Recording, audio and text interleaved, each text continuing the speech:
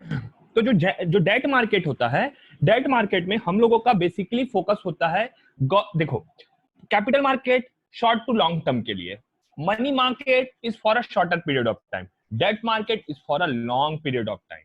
ठीक है, ये डिफरेंस को समझना। So money market short period of time, bit risky, capital market is more riskier. ठीक है, and debt market is as compared to money and capital market is bit safe. का चीज खरीदते हो, फिक्स रेट पहले से निश्चित रहता है, दादा इतना ही रेट आएगा, इतने ही रेट में मिलना है, ये सब चीज आपका निश्चित रहता है कि 8% 60% ज्यादा का लालच नहीं रहता, जिसकी वजह से बेनिफिट क्या हो जाता है, बेनिफिट ऑफ डाउट, इसमें आपको सिक्योर रिटर्न मिलता है। ठीक है, सो ये होता है debt market. Now we will see in this chapter कि होता क्या है डेट। डेट का मतलब सिंपल भाषा में समझो तो उधारी, मनी जो हम लोग बोरो करते हैं। मतलब अगर एक आदमी दूसरे व्यक्ति से किसी भी प्रकार का मनी उधार में लेता है तो that is called debt, kind of a loan. Simple simple भाषा में मैं बोलूं तो उसको लोन कहते हैं। तो डेट मार्केट में अगर कहा जाए तो गवर्नमेंट आप लोगों से या फाइनेंशियल इंस्टीट्यूशन गवर्नमेंट से लोन लेता है, यही बात हो गई ना। बॉन्ड क्यों लेता है गवर्नमेंट, डेट बॉन्ड क्यों इशू करता है? क्योंकि गवर्नमेंट को क्या चाहिए, पैसा चाहिए। पैसा चाहिए तो गवर्नमेंट बोला दादा मैं बॉन्ड इशू कर रहा हूं, आप लोग मेरा बॉन्ड खरीद लो और मेरे को आप लोग पैसा दे दो। जनरली डेट बॉन्ड में लॉक इन पीरियड रहता है, मनी मार्केट इंस्ट्रूमेंट में लॉक इन नहीं रहता ज्यादा लंबा, ये 30-30 आता है। जैसे कि बहुत लोग ले लेके रखे होंगे घर में, किसी के पापा ने लिया होगा, LIC का बॉन्ड लिया होगा, LIC का बॉन्ड होगा, गवर्नमेंट ऑफ इंडिया का कई तो बॉन्ड आता है, सब लेके रखा होगा, जिसमें लॉकिंग पीरियड होगा 7 साल का। 7 साल के बाद मिलेगा। पोस्ट ऑफिस बहुत सारा बॉन्ड इशू करते रहता है, उन सब में एक निश्चित रेट ऑफ रिटर्न होता है, लेकिन वो पहले से ही प्री डिफाइंड फिक्स रहता है कि इसका रेट ऑफ रिटर्न ये होगा। अब मेरे कॉन्सेप्ट इसमें ये समझना आप लोग, बेस्ट कॉन्सेप्ट इसमें ये है कि जो पैसा उधार देता है, जिसके पास पैसा ज्यादा है वही, जिसके पास पैसा ज्यादा है और जो उधारी में पैसा दे रहा है उसको हम लोग लैंडर बोलते हैं या क्रेडिटर बोलते हैं। ठीक है, मान लो, और जो बंदा पैसा उधार में लेता है, जिसको पैसा चाहिए, जिसके पास पैसे की कमी है, उसको हम लोग डेटर या फिर बोरोवर कहते हैं। जिसको पैसा चाहिए वो बोरोवर, जिसको पैसा दे, जो पैसा दे रहा है वो क्रेडिटर। अब डेप्ट बॉन्ड को कौन इशू कर सकता है? कोई भी गवर्नमेंट बॉडी, कोई भी सरकारी सेंट्रल गवर्नमेंट बॉडी जिसको पैसा का जरूरत है, नीड है मनी का, वो इसको इशू कर सकता है। सिंपल सा कॉन्सेप्ट है। ठीक है, इसके अलावा अब डेब्ट के अंदर 3 चीज को ध्यान देना आप लोग। पहला होता है डेट मार्केट, दूसरा होता है डेट बॉन्ड, तीसरा होता है डेट इंस्ट्रूमेंट। ठीक है, अगर मैं बात करूं डेट मार्केट की, डेट बॉन्ड की, तो डेट बॉन्ड क्या होता है? एक प्रकार का इन्वेस्टमेंट बॉन्ड है, एक प्रकार का एवेन्यू है, जिसमें इन्वेस्टर जिसको पैसा चाहिए वो लोन के रूप में पैसा लेता है किसी गवर्नमेंट बॉडी से या किसी कॉर्पोरेट हाउस होल्ड से। इसमें या तो फिक्स रेट ऑफ रिटर्न में रहेगा डेट बॉन्ड, या फिर वेरिएबल में रहेगा, यानी कि पहले से प्री डिफाइन फिक्स कर दिया कि भैया गवर्नमेंट बॉन्ड का रेट 8% है तो 8% रहेगा। या फिर वेरिएबल मतलब कि समय के हिसाब से टाइम के टाइम हर 3 महीने में इसका रेट चेंज होगा, जिसको अपन फ्लोटिंग रेट ऑफ इंटरेस्ट बोलते हैं। रेट ऑफ इंटरेस्ट भी 2 प्रकार के होते हैं, एक फिक्स्ड एक फ्लोटिंग। फिक्स में पहले से हम लोग प्री डिटरमाइन फिक्स कर दें कि इसका रेट ऑफ इंटरेस्ट ये होगा।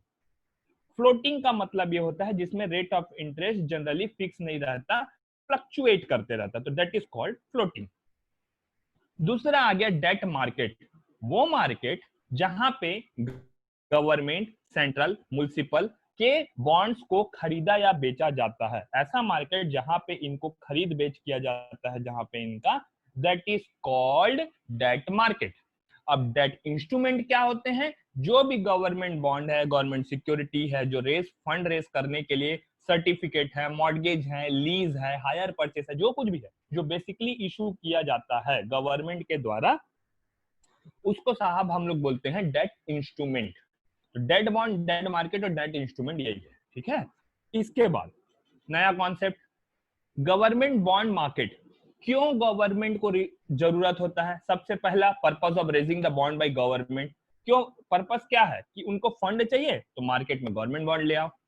गवर्नमेंट के बहुत से ऐसे चीज है जिनसे उनको रिवेन्यू मिलता है। रिवेन्यू किससे किससे मिलता है? गवर्नमेंट को इनकम टैक्स से मिलता है, कॉर्पोरेट टैक्स से मिलता है, इनडायरेक्ट टैक्स से मिलता है, सर्विस ड्यूटी से मिलता है, कस्टम से मिलता है, दारू वारू बेचते हैं उससे मिलता है, वेट टैक्स मिलता है। ये सब गवर्नमेंट के क्या है? रिवेन्यू है। मतलब जो गवर्नमेंट इन चीजों को पाने के लिए खर्च कर रही है, कॉस्ट को हटा दो, बचा प्रॉफिट, तो वो इनका क्या होता है? रिवेन्यू होता है। गवर्नमेंट की बहुत सारी एक्सपेंसेस है, जो अभी हम लोग थोड़ी देर पहले बात थे, डिफेंस में लग रहा है, एडमिनिस्ट्रेशन में लग रहा है, सर्विस ऑफ लोन और डेट में लग रहा है, फिनेंस में लग रहा है। तो इन दोनों चीजों के बीच में जो डिफरेंस होता है ना, वो बहुत ज्यादा होता है। मतलब जितना गवर्नमेंट खर्च कर रही है और जितना उसको आमदनी हो रहा है, और आमदनी कब हो रहा है, इन दोनों के बीच का डिफरेंस बहुत ज्यादा होता है। क्योंकि इन दोनों के बीच का डिफरेंस बहुत ज्यादा होता है, तो उस डिफरेंस को मेकअप करने के लिए गवर्नमेंट को वक्त वक्त पे पैसे की जरूरत पड़ती रहती है। और उस वक्त वक्त पे पैसे की जरूरत की पूर्ति करने के लिए गवर्नमेंट अपना बॉन्ड इशू करती है। Simple. Treasury bill and bonds we have already discussed कि क्यों इशू करते हैं। यही लिखा है कि as we know the expenses are always more than the revenue, यानी जो खर्च है वो हमेशा आमदनी से कम होता है, ज्यादा होता है गवर्नमेंट की नजर में, क्योंकि प्रॉफिट रियलाइजेशन बाद में होता है। जो फाइनेंशियल डिफिसिट आती है, जो फाइनेंशियल कमी आती है, उसको रोकने के लिए हमको या गवर्नमेंट को फंड की जरूरत होती है। दैट्स इट, ठीक है। इसके बाद और क्या है बेनिफिट?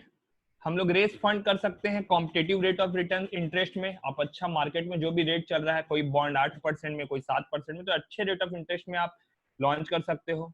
रिवेन्यू और एक्सपेंसेस को मैच कर सकते हो। आपके पास पैसा नहीं है, बीच का गैप है, आप बॉन्ड वो कर दो, बीच का जो पैसा आपको चाहिए वो आप ले सकते हो। इन्वेस्ट कर सकते हो फ्यूचर के लिए, क्योंकि जो अगर एक इन्वेस्टर की भाषा में देखूं तो वो पैसा डाल के छोड़ दे, क्योंकि 8-9% उसको ब्याज मिल रहा है। शॉर्ट टर्म फाइनेंशियल मिसमैच को आप अवॉइड कर सकते हो, क्योंकि हम लोग ये शॉर्ट टर्म के लिए तो लेते नहीं, लंबे समय के लिए लेते हैं। और मान लो शॉर्ट टर्म कुछ पैसे की अचानक आवश्यकता पड़ गई, तो उसमें भी हम लोग इसको क्या कर सकते हैं? यूज कर सकते हैं। अब टाइप्स ऑफ बॉन्ड में बताया था, दो प्रकार के होते हैं, एक फिक्स्ड, एक फ्लोटिंग। जिस बॉन्ड का रेट पहले से फिक्स रहता है कि दादा इसका रेट ये है, उसको अपन फिक्स्ड बॉन्ड बोलते हैं। जिस बॉन्ड का रेट वक्त वक्त पे फ्लक्चुएट करते रहता है, गवर्नमेंट की न्यू स्कीम के हिसाब से, गवर्नमेंट टाइम टाइम पे मार्केट में डिमांड और सप्लाई कितना है उस पर्टिकुलर बॉन्ड का, उसको देखकर अगर गवर्नमेंट उसको थोड़ा बहुत ऊपर नीचे या फ्लक्चुएट करते रहता है, तो हम लोग उसको फ्लोटिंग बॉन्ड बोलते हैं। ये दो एग्जांपल दिया हुआ है, आप लोग इसको एक बार चाहिए तो पढ़ सकते हैं। कि मान लो गवर्नमेंट ने फिक्स किया कि 8.24% में मैं बॉन्ड इशू करूंगा, हर 6 महीने में हाफ ईयरली मैं उसको ब्याज दूंगा। तो 8.24 का हाफ ईयरली कितना होता है? 4.12। ठीक है, तो 6 महीने में वो उसको ब्याज दे देगा। पहले से pre defined rate is fixed, पहले से फिक्स है, ठीक है। दूसरा बात, अगर वहीं पे मैं बात करूं फ्लोटिंग का, तो फ्लोटिंग में क्या होता है? रेट पहले से फिक्स नहीं होता, रीसेट किया जाता है डेट को, वक्त आने पे, टाइम आने पे डेट को डिमांड और सप्लाई के हिसाब से रेट को ऊपर नीचे किया जाता है। जैसे कि इसमें लिखा है कि 15 साल के लिए कोई बॉन्ड इशू किया गया, उसमें 6.50 रेट में किया गया था, बाद में वेटेज एवरेज 0.34 बढ़ा के उसको 6.84 में कर दिया गया। तो ऐसे वक्त वक्त पे ये चीजों में डिफरेंस आता है और रेट ऑफ इंटरेस्ट फ्लक्चुएट करता है। एक होता है जीरो कूपन बॉन्ड, जो फिलहाल अभी यूज नहीं हो रहा है, एक वक्त में बहुत ज्यादा यूज होता था। कौन सा? Zero coupon bond. Zero coupon bond में हम लोगों को कोई रेट ऑफ इंटरेस्ट नहीं मिलता। हाँ, एक चीज आप लोग थोड़ा कंफ्यूज होंगे, जीरो कूपन मतलब रेट ऑफ इंटरेस्ट को ही कूपन बोलते हैं ना, rate of interest is also known as a coupon. So zero coupon bond इस मतलब इसमें रेट ऑफ इंटरेस्ट पहले से फिक्स नहीं रहता, जब भी कोई चीज लॉन्च होता है तो वो डिस्काउंटेड प्राइस में लॉन्च होता है। मान लो किसी का फेस वैल्यू 7 रुपया है, आपको सामान 6 रुपया में मिलेगा। जैसे ही मार्केट में लॉन्च होगा तो उसके डिमांड इतना ज्यादा रहेगा, या डिमांड और सप्लाई के बेसिस पे उसका आने वाला रेट निर्धारित होता है, पहले से एक फिक्स रेट नहीं रहता। तो ये थोड़ा सा वो रहता है कि मतलब मे बी लकी हो तो रेट बहुत ऊपर जाएगा, मे बी अनलकी हो तो रेट नीचे भी जा सकता है। तो इसको हम लोग बोलते हैं जीरो कूपन बॉन्ड। ठीक है, अब एडवांटेज क्या है गवर्नमेंट बॉन्ड और गवर्नमेंट सिक्योरिटीज में इन्वेस्ट करने का? सेफ इंस्ट्रूमेंट्स हैं, आपको कोलेट्रल के रूप में भी आप इसको यूज कर सकते हो। कल के डेट में मान लो किसी को लोन लेने का आवश्यकता पड़ गया, तो आप लोगों को शायद ये बात पता है कि नहीं, आप इसको गिरवी रख के भी लोन ले सकते हो। ठीक है, ये भी आपके हाथ में है, ये भी आप कर सकते हो। इसके अलावा इसमें और एक दो फायदे ऐसे हैं जो मैं आप लोगों को बता दे रहा हूं कि आप इसमें मैक्सिमम सेफ्टी होता है, क्योंकि गवर्नमेंट इशू इसको कर रहा है। आप मिनिमम 91 दिन से लेकर एक 30 साल तक आप अपना गवर्नमेंट बॉन्ड ले सकते हैं। Government securities price are readily available, easily available हो जाते हैं आपको, तो ये भी इसका फायदा है।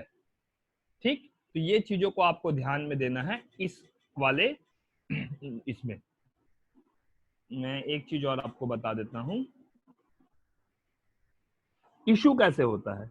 इशू कैसे होता है गवर्नमेंट बॉन्ड और गवर्नमेंट सिक्योरिटीज को जनरली इशू कैसे किया जाता है? तो इसका प्राइमरी इशुएंस प्रोसेस है, सबसे पहले ये ऑक्शन के थ्रू इशू होता है। ऑक्शन, ऑक्शन मतलब हम लोग, कोई मेरे को बताएगा ऑक्शन क्या होता है? अनम्यूट करके। सर बोली लगता है जिसमें। हाँ, बोली लगता है। और कोई बताओ क्या होता है? नीलामी। नीलामी। Okay good. और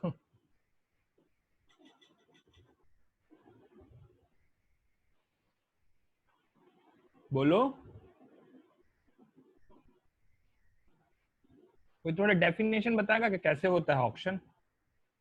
सर बहुत सारे लोग आते हैं और फिर वो अपना अपना प्राइस बताते रहते हैं, जिसका हाई रहता है उस पे उसको मिल जाता है। हाई नहीं, जो कंपनी प्राइस सोचे रहती है उसके नियर बाई जिसका प्राइस रहता है उसमें। तो इसमें क्या होता है, ऑक्शन लगता है, इज अ वेरी गुड।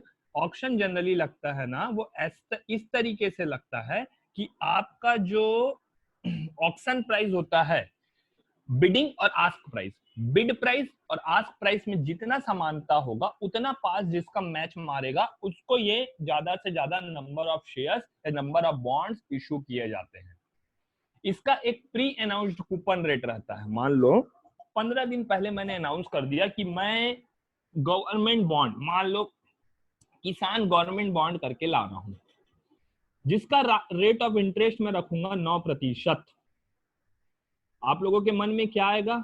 वाह, जो इन्वेस्टर है उनके मन में आएगा बहुत सुपर बॉन्ड आ रहा है यार, गवर्नमेंट ने बहुत अच्छी स्कीम लेके आ रही है, लेट मी इन्वेस्ट। जिनके पास एक्स्ट्रा पैसे होंगे उन लोग क्या सोचेंगे कि नहीं यार दादा इसमें पैसा डालना चाहिए, और उन लोग सब क्या कर देंगे, इसमें पैसे डालेंगे, भतेरे पैसे डालते ही रहेंगे, बहुत सारे पैसे। डिमांड बढ़ गई बॉन्ड की, डिमांड बढ़ गई और रेट गवर्नमेंट बॉन्ड ने अपने पहले से फिक्स करके रखा है, आपने भी पैसे डाल दिए। तो there may be a chances कि आपका गवर्नमेंट बॉन्ड बहुत बेहतर या बहुत अच्छा परफॉर्म करे या बहुत अच्छे रेट में खुले। गवर्नमेंट ने एक रेट रख दिया था 7%, डिमांड इतनी आ गई कि गवर्नमेंट का बॉन्ड खुला 9% में, तो लेते ही साथ 2% के आप मुनाफे में हो। गवर्नमेंट को एक्सपेक्ट था कि बहुत लोग आएंगे, कोई नहीं आया, लेते ही साथ आप घाटे में। ये वेरिएबल के केस में होता है। फिक्स के केस में गवर्नमेंट बोला कोई डिमांड सप्लाई नहीं दादा, आपके हिस्से में आया 8% में हम लॉन्च कर रहे हैं, तो आपको 8 मिलना ही मिलना है। ये होता ऑक्शन। ठीक है, अब ये ऑक्शन के थ्रू टी बिल्स के रूप में भी ये लॉन्च हो सकते हैं, government bond, government bond instant government securities के रूप में भी लॉन्च हो सकते हैं। तो ये डिफरेंट डिफरेंट एवेन्यूज के रूप में लॉन्च हो सकते हैं। तो मोटा मोटी इस टॉपिक का कंक्लूजन ये है कि गवर्नमेंट को जब भी पैसे की जरूरत होती है, या when a government wants to borrow a money, जब 364 डेज के लिए लॉन्च चाहिए तो there has a different option, short term borrowing, money market instrument. For a long term there has a government debt, government securities, Kisan Patra Yojana, Vikas Patra Yojana. इन type के instruments को launch करके government अपना फंड रेज करती है। इसमें किसी को कोई कंफ्यूजन?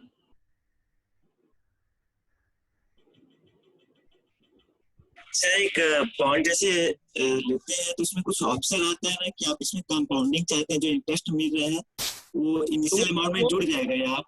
कंपाउंडिंग का ऑप्शन आजकल हर इंस्ट्रूमेंट्स में कंपनी देने लग गई है, अदरवाइज लोग लेंगे नहीं। कंपाउंडिंग का मतलब हो गया है क्वार्टरली इंटरेस्ट कम्युलेशन, है ना। हर क्वार्टर में, हर 3 माह के बाद आपका इंटरेस्ट ऑटोमेटिकली क्या होने लगेगा, कम्युलेट होने लगेगा। तो कंपाउंडिंग का इफेक्ट तो इसमें ज्यादा आता है, जरूर आता है, और अच्छा खासा आता है, जिसके कारण आपका अगर 6 मतलब मान लो कि 5% है रेट, तो वो 50% तक जा सकता है, 60% तक जा सकता है, 70% तक जा सकता है ना। क्योंकि इसमें क्या रहता है, कम्युलेशन ऐसा होता है, हम लोग जनरली हिसाबते हैं 1 लाख का 7,000 रुपया बेनिफिट आना है साल में, 1 लाख का 7% हम लोग रेट ऑफ इंटरेस्ट लिखे हैं फॉर एन एग्जाम्पल, तो कितना आना चाहिए, 7%। लेकिन क्वार्टरली कंपाउंडिंग की वजह से ना, वो रेट ऑफ इंटरेस्ट मैं आप लोग को बता रहा हूँ कितना आ जाता है ना, 7,500 रुपए, 500 रुपया कंपाउंडिंग की वजह से। क्योंकि कंपाउंडिंग समझते हैं ना, 1 लाख में एक क्वार्टर का इंटरेस्ट आया, वो 1 लाख में जुड़ गया, अब अगले क्वार्टर का इंटरेस्ट 1 लाख और वो जुड़े हुए पैसे मान लो 2,000 आया, तो 1 लाख में नहीं मिलेगा, 1,02,000 में मिलेगा। तो वो compounding rate of interest concept होता है। सो इसी तरीके से बैंक काम करता है और ये सारी चीजों में आपको मुनाफा दिलाता है। सर लेकिन जैसे अभी जो सॉल्वेज गोल्ड बॉन्ड आया था ना, उसमें 2.5% जो इंटरेस्ट मिल रहा था, उसमें कंपाउंडिंग का मतलब नहीं था, ऑप्शन नहीं था। तो वो कंपनी टू कंपनी और उनके पॉलिसीज पे डिपेंड करता है ना भाई। जी सर। कई लोग अपना नहीं रखते हैं, कई लोग रखते हैं, जो रखते हैं उनके में रहता है, अब वो ऐसी वैसी जी तो है। जी जी सर। ठीक है, तो ये टोटल प्रोसेस है इसका। And then corporate bond market, corporate bond market भी सेम है, कोई इसमें डिफरेंस नहीं है।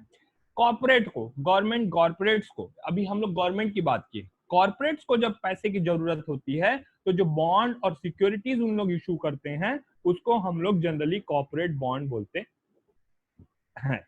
ठीक है, कॉर्पोरेट बॉन्ड जो होती हैं, इनमें आपको 2-3 चीजें ध्यान रखनी है कि एक सेकेंड, इसमें 2-3 चीजें ध्यान ये रखनी है कि कॉर्पोरेट को पैसे कब चाहिए, जब उनको नया बिल्डिंग बनाना है, जब उनको मार्केट से कुछ इक्विपमेंट परचेस करना है, जब उनको अपने बिजनेस को ग्रो करना है, अपने प्लांट को ग्रो करना है, तो इन सब चीजों के लिए कॉर्पोरेट को जनरली क्या चाहिए, पैसे की जरूरत होती है।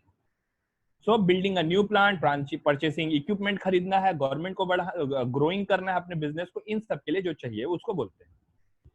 कॉर्पोरेट बॉन्ड में जो मनी इशू करता है, लैंड करता है, उधारी में देता है, जो क्रेडिटर होता है, उसको हम लोग इशूअर बोलते हैं।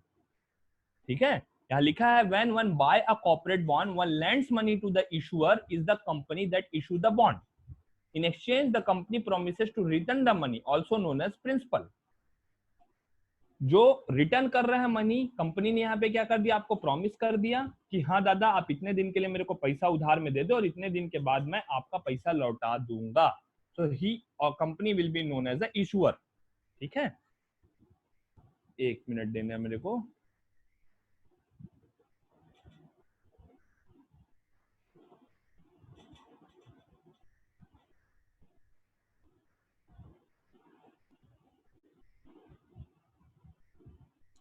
सो कंपनी क्या कहलाएगा यहाँ पे, issue principal.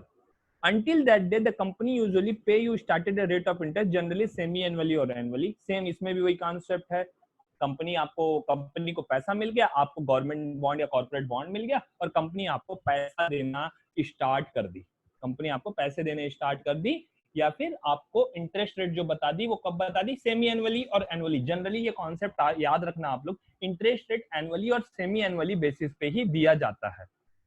So corporate bond market is likely to more beneficial for the businesses having long term cash flow, where investor may be wary of risk associated with equity. Simple सा concept है, corporate bond generally businessman के द्वारा use किया जाता है, जिनका long term business orientation है, long term business गोल है, जिन लोग अपना पहले से सोच के रखे हैं कि हमको आगे जाके कॉर्पोरेट में बहुत ज्यादा निवेश करना है, इन्वेस्ट करना है, अपने बिजनेस को बहुत मुनाफा दिलाना है या बढ़ाना है, जिनके लॉन्ग टर्म गोल्स बहुत हाई हैं, उनके लिए कॉर्पोरेट बॉन्ड जनरली यूज किया जाता है। और उन लोग अपना पैसे को लेके, इन पैसे को पता है आप लोग को, इक्विटी शेयर्स भी इशू करके ये सारी चीजें कर सकते हैं। तो इन सब चीजों को आपको ध्यान देना है। ये कॉर्पोरेट बॉन्ड का मार्केट में होता है। तो हम लोग आज टोटल हम लोग देखे हैं, मैं बता दे रहा हूँ, आई थिंक इसके बाद ये यूनिट स्टॉप हो जाएगा। हाँ, we will start credit rating tomorrow and then the module 1 will be completed. Credit rating आपका ज्यादा टाइम नहीं लेगा। तो today we have seen money market, capital market and corporate bond. ठीक है, इन तीनों टॉपिक में अगर किसी को भी कोई कंफ्यूजन है, कोई क्वेश्चंस हैं, तो प्लीज मेरे से पूछ लीजिए, क्योंकि डाउट के ट्रेजरी लिए बिल क्या होते हैं? अच्छा, ट्रेजरी बिल क्या होता है? मैं आंसर दूंगा, नो वरीज। आप लोग जो जान रहे हैं वो कोई आंसर देगा क्या प्लीज? तो इसमें आप लोग को भी थोड़ा मैं चेक कर पाऊंगा अंडरस्टैंडिंग कैसी है। प्लीज बताएंगे क्या?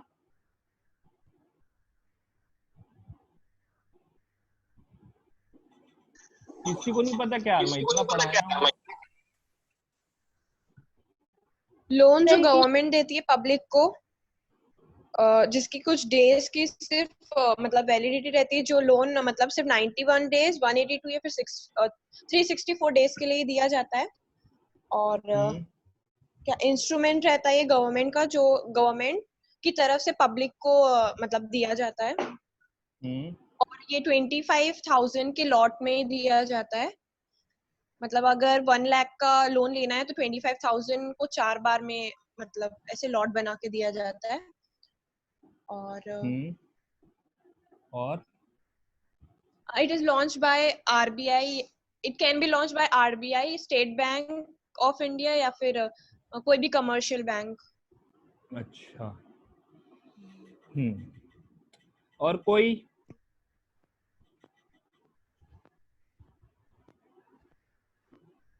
देखो मैं बता दे रहा हूँ, आपका कंफ्यूजन था, आप परेशान होंगे। ट्रेजरी बिल जो जनरली होता है ना, ट्रेजरी बिल मतलब अगर किसी गवर्नमेंट को, किसी फाइनेंशियल इंस्टीट्यूशन को अगर फंड की बहुत ज्यादा आवश्यकता पड़ गई और उसको पैसे चाहिए, तो उसके पास क्या ऑप्शन है? 2 ऑप्शन है, आइदर शेयर मार्केट में इशू कर दिया, लोन ले ले। एक तीसरा ऑप्शन भी है कि वो क्या करेगी, गवर्नमेंट में ना ट्रेजरी बिल लॉन्च कर दे। मतलब उसको एकदम शॉर्टेस्ट पीरियड ऑफ टाइम के लिए चाहिए, मान लो 6 महीना के लिए चाहिए, तो 6 महीने के लिए उसने क्या कर दिया, एक अपना ट्रेजरी बिल लॉन्च कर दिया। ट्रेजरी बिल लॉन्च करने के बाद सीन ये बैठा उसके साथ कि उसको पैसे मिल गए, बदले में उसको जिसको भी उसको ट्रेजरी बिल देना था उसने उसको ट्रेजरी बिल दे दिया। ट्रेजरी बिल जैसे ही उसका टच हो गया, मतलब 6 महीने का टाइम, मैच्योरिटी टाइम उसका कंप्लीट हो गया, तो बंदे को जिसने उसको पैसे दिए थे उसको ब्याज के साथ पैसा मिल जाएगा और वो उसका ट्रेजरी बिल उसको लौटा देगा, यानी वो ऑब्सोलेट हो जाएगा। कहने का मतलब है लोन लेना। अगर सिंपल भाषा में आपको समझाऊं, आपको हाउस लोन चाहिए, आप बैंक के पास गई, 5 साल के लिए आपने लोन लिया, बैंक आपको पैसा दिया, बदले में आप बैंक को अपना डॉक्यूमेंट गिरवी रखवाते हैं ना, कि ये सर मेरा ITR, ये सर मेरा घर का पेपर ऐसा है, जब लोन पटा लूंगी या पटा दूंगा तो मैं ले जाऊंगा। सेम कॉन्सेप्ट ट्रेजरी बिल में काम करता है। फंड चाहिए तो कुछ तो सिक्योरिटी देगा, कुछ तो प्रूफ देगा, जिसको दिखा के कल के डेट में मुकर गया तो ट्रेजरी बिल या आपका पैसा देना, तो 6 महीने बाद तो आपको वो क्या देता है, पत्र देता है, जिसके बेसिस पे ये डिसाइड होता है कि हाँ दादा इन्होंने हमसे पैसा लिया है और इतने दिन के बाद ये पैसे को वापस करेंगे। That's it. आपको आया समझ में? Yes sir. Debenture and treasury bill, debenture भी ऑलमोस्ट ऐसे ही होते हैं कुछ? ऐसा ही होता है मैम, ऐसा ही होता है, डिट्टो। तो दोनों में डिफरेंस क्या होता है सर? डिफरेंस यह है, इनका नॉमिनिक्लेचर में थोड़ा डिफरेंस है, कुछ टर्म्स के अंतर है, कोई कम समय के लिए इशू होते हैं, कोई ज्यादा वक्त। डिबेंचर भी क्या है, डेब्ट इंस्ट्रूमेंट्स ही है ना। हाँ। कोई कम समय के लिए इशू होता है, कोई ज्यादा समय के इशू होता है। इशू होने का अमाउंट दोनों का मे भी डिफर कर सकता है, मे भी टाइमिंग डिफर कर सकती है, मे भी कोई मार्केट में ट्रेड होता है, कोई पत्र के द्वारा या खाली रजिस्ट्री ऑफिस से खरीदा जाता है। प्रकार का अंतर है, चीज सब में सेम है ma'am. Debenture is also debt instrument, याद रखिएगा आप। हाँ, आप अच्छा याद दिलाई। हाँ भाई, डिबेंचर भी सुन लो, डिबेंचर भी एक प्रकार का डेट इंस्ट्रूमेंट होता है, जिसमें भी जनरली खरीद बेच होता है। लोन चाहिए रहता है तो गवर्नमेंट कई बार डिबेंचर भी इशू करती है, but debenture is much riskier than this all kind of government debt profile, क्योंकि इसमें थोड़ा मार्केट का एक्यूमुलेशन भी कई बार होता है।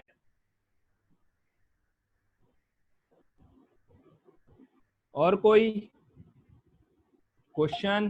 Because we have 8 minutes. तो हाँ प्लीज।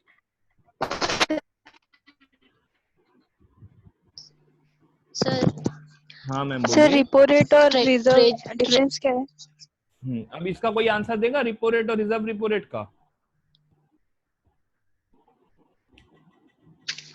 रिपो रेट में या प्राइस जब कोई भी ब्याज लेते हैं, इंटरेस्ट लेते हैं, तो जो बैंक हम लोगों से जो पैसा लेती है ब्याज के रूप में, उसी को हम रिपो रेट बोलते हैं। सर रेपो रेट वो रेट है जिससे आरबीआई बैंक को मनी लोन देती है, और रिवर्स रेपो रेट जिससे मतलब आरबीआई बोरो करती है बैंक से जिस रेट में लोन। ओके ओके, मैं छोटा सा बताता हूँ मैम आपको फटाक से, आप कंफ्यूज होंगे अदरवाइज।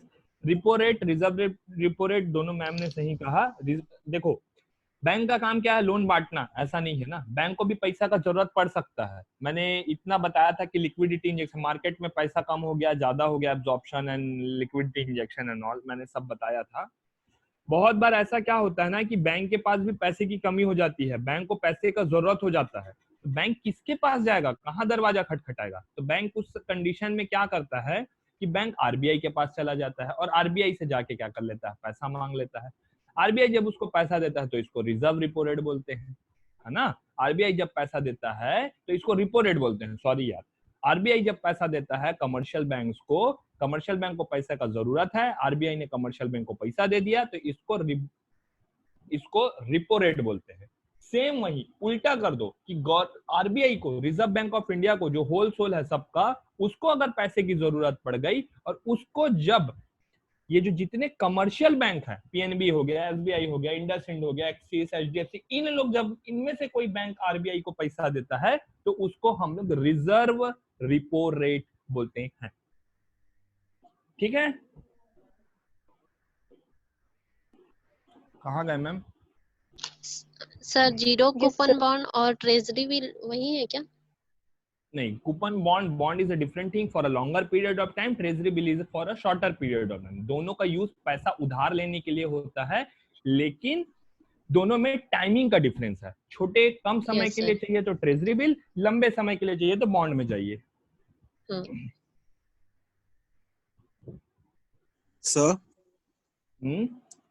सर जैसे अगर कोई कंपनी है, अगर उसका शेयर मार्केट का ग्रोथ हो रहा है या अप एंड डाउन हो रहा है, तो उसमें हम लोग को शेयर मार्केट में हम लोग को जो उसका शेयर प्राइस है उसमें अगर बेनिफिट हो रहा है तो वो तो उसको शेयर कर रही है, तो उसको डिविडेंड देने की सर जरूरत क्या है?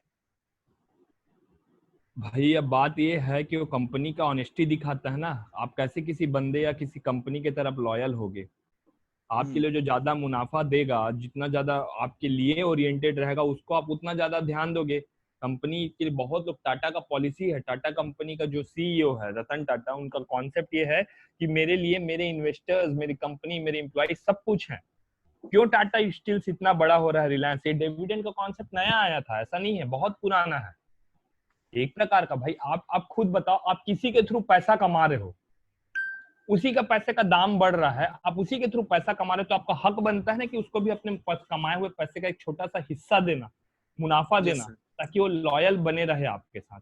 कल के डेट में सारे स्टेक होल्डर्स आपसे पैसा खींच लिए, चलो ना मुनाफा कमा लिए, खींच लिए, लेकिन लॉयल्टी भी तो कोई चीज होती है ना। इस चक्कर में कंपनी नए, और बात क्या है भाई, सिंपल सा बात बोलूं तो कस्टमर, कंपनी को पैसा चाहिए।